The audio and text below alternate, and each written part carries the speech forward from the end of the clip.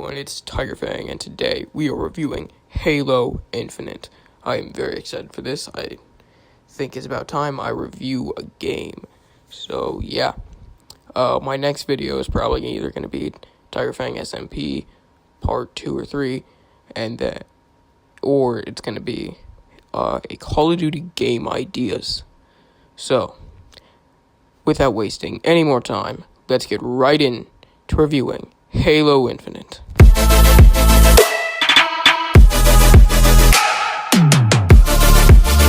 So now, it's time to review the gameplay of it. Now, the gameplay is very, it's very clean, basically. You can tell, a ton of work was put into this game, and I very much, appreciate that and like it. I mean, it has sliding, which is amazing. The announcer's voice is wonderful, as always. The game modes are the same as every other game, which is pretty typical, but the graphics is what really just is amazing to me. Now, I will say, the first time I played this game, which is what you're seeing in the background, is my first time playing this game. I had just come from playing some Splitgate prior, because that's all I'd been playing to the lead up. And, I'm used to, so I got used to the, melee lunge and the, I got used to that game, and so I started playing this game the same way.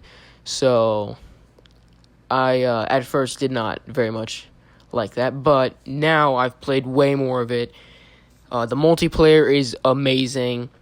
It's just kind of like any other shooter game. It's it's just like every Halo has been in the past, and I love the fact that they've kept that the same, but the differences is what I want to go over real quick.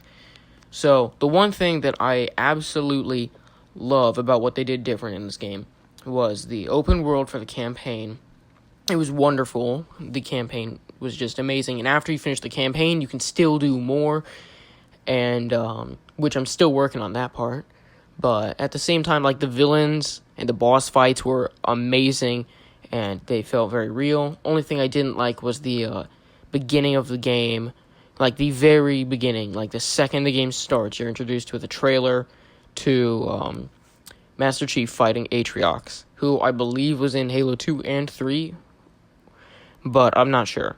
So, without, any hesitation, it seemed, the game decided to get rid of one of the most, hyped up bad guys ever, Atriox, and brought in this Escharum guy.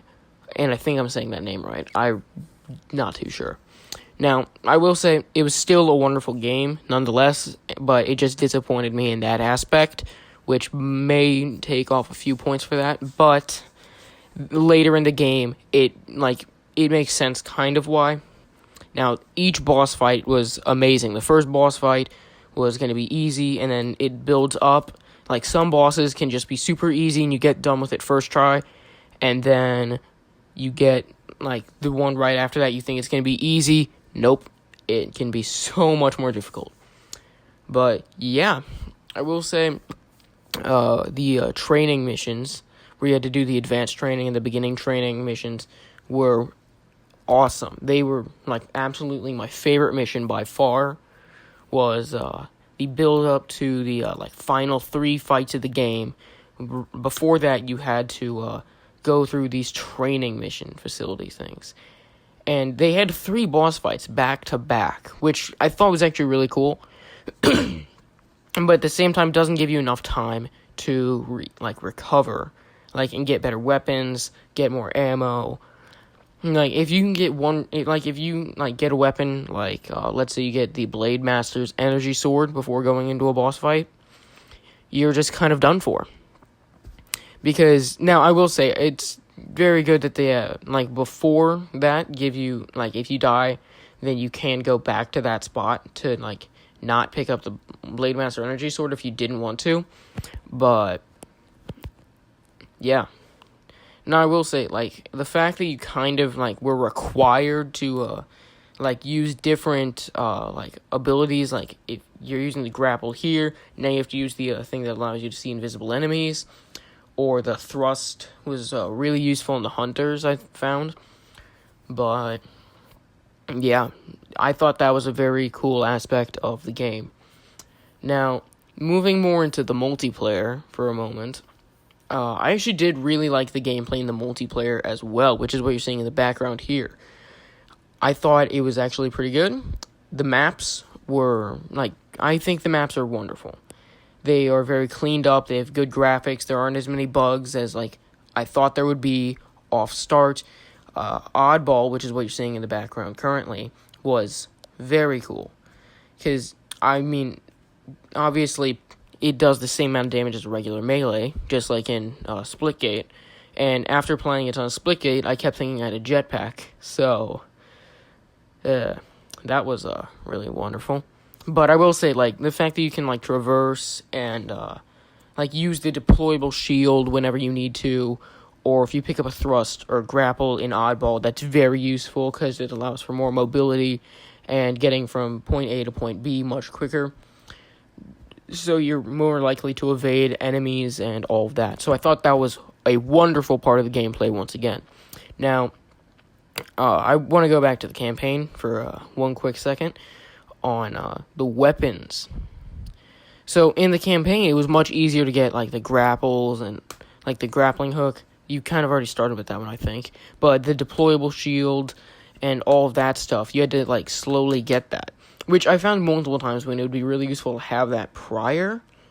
But I understand why they did it. And the Spartan upgrades, I also found that to be another cool feature that was added, which I don't believe we have had in any other game.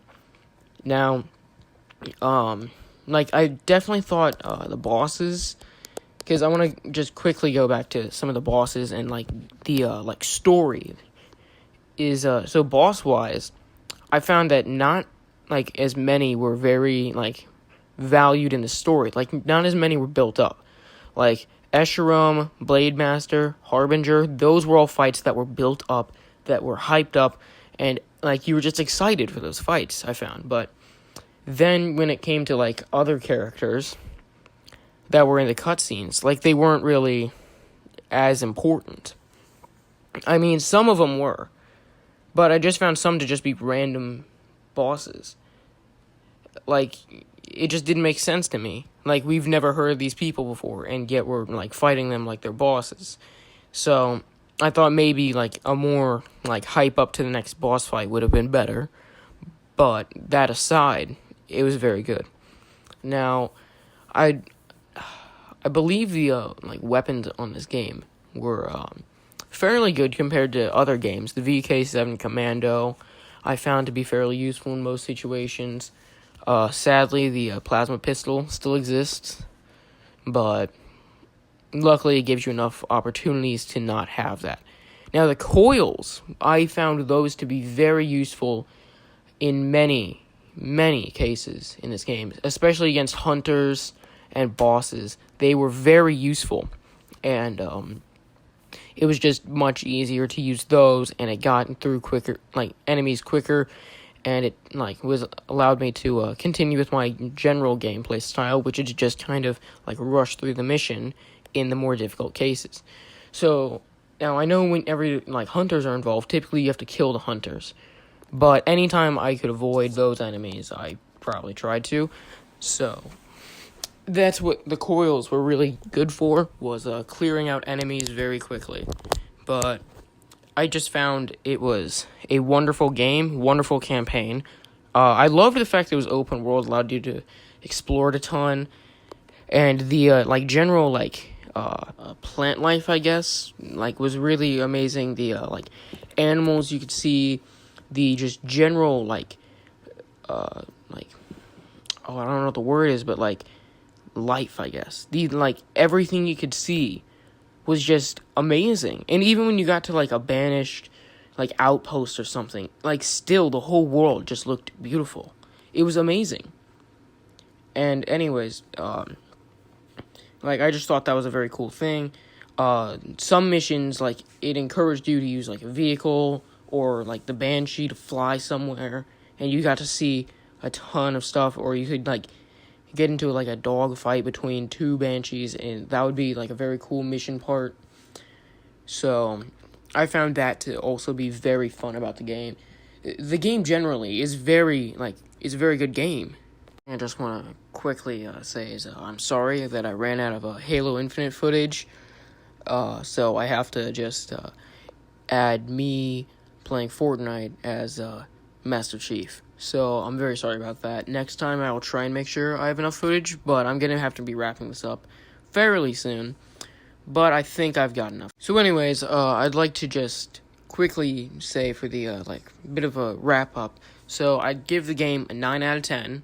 Now the only reason it isn't a 10 out of 10 is because it's held back a significant amount because they killed off the most hyped up villain in all of Halo, Atriox, and the only other thing aside from that is I just found parts of the game to be specifically the massive splits in the map to be difficult to traverse, and the other bosses that you just encounter while trying to get to the next part of the mission.